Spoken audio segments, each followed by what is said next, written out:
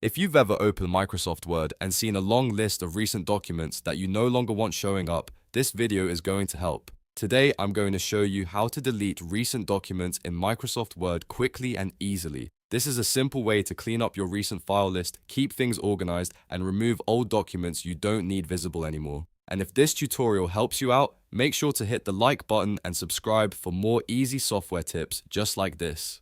Let's jump in. First, open Microsoft Word on your computer.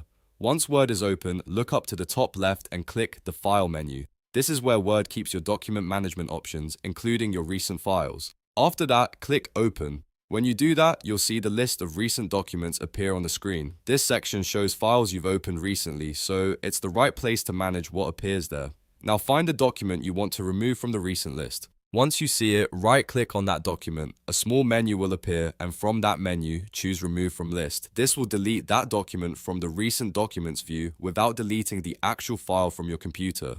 That's an important detail because this only removes the shortcut from the recent list, not the document itself. If you have more documents you want to clear out, you can repeat the same process for each one. Just right-click, then select Remove from List again. It only takes a few seconds for each item, and it's a great way to keep your recent documents tidy and more private. So to quickly recap, open the File menu, click Open, then right-click the document and choose Remove from List, and that's it. Your recent document entry is gone. If this video helped, please give it a thumbs up, subscribe to the channel, and turn on notifications so you don't miss more helpful Microsoft Word tutorials. Thanks for watching, and I'll see you in the next one.